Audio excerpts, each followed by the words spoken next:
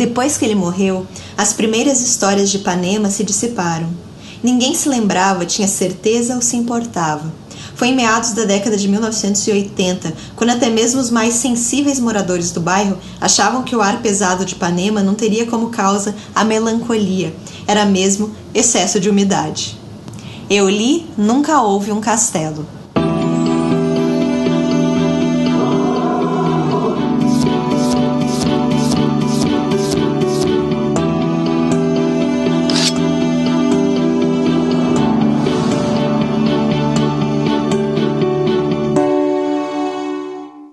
O livro Nunca Houve um Castelo foi escrito por Marta Batalha e publicado em São Paulo em 2018.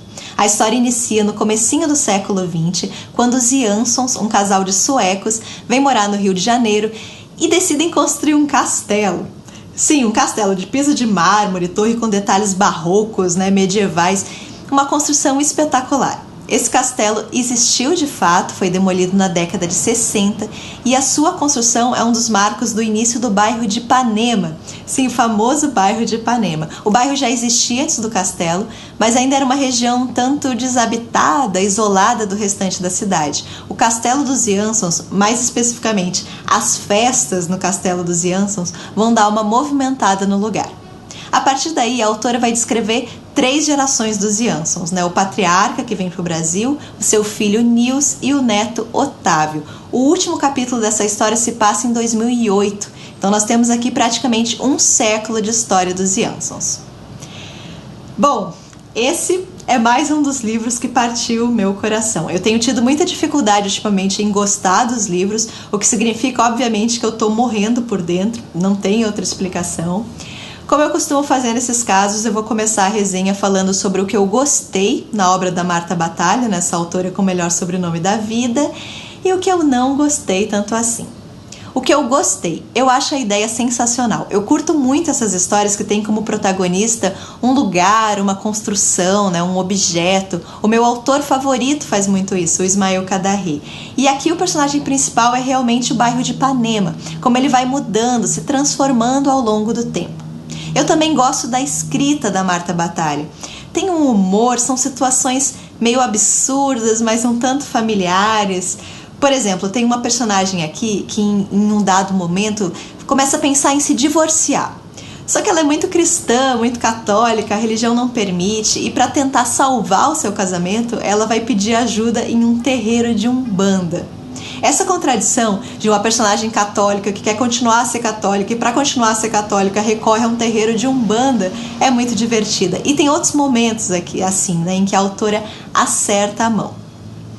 Mas eu não gosto das personagens femininas.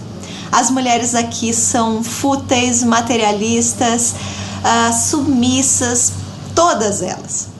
Eu sei que essa obra se passa em um tempo passado, Caramba, se na nossa década ultramoderna de geração XYZ nós ainda temos um machismo muito enraizado, imagine nos anos 50 e 60. Mas são tantas personagens aqui, não podia ter nenhuma diferença, sabe? Nenhuminha.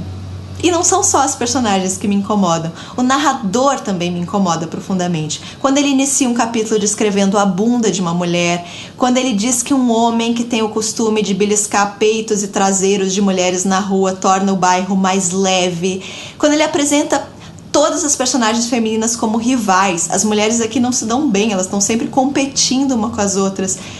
Tudo isso me deixa muito triste. De novo, eu sei que o livro retrata um momento passado, mas eu não consigo esquecer que ele foi publicado em 2018.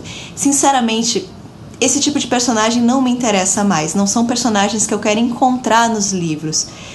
Todas as mulheres não precisam ser à frente do seu tempo, feministas, óbvio que não, mas elas também não precisam ser uma repetição de estereótipos machistas.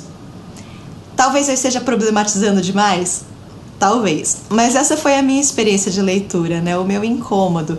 Essa não é uma não indicação, eu jamais vou falar isso, não leiam esse livro, leiam sim e formem a sua própria opinião. Mas eu convido vocês a refletir sobre isso, de que forma as mulheres são retratadas na literatura, ou de que forma elas ainda são retratadas na literatura. Isso incomoda vocês? Escrevam aqui nos comentários. Eu acho que a gente só tem a ganhar com esse tipo de discussão. Grande beijo para todo mundo e até a próxima!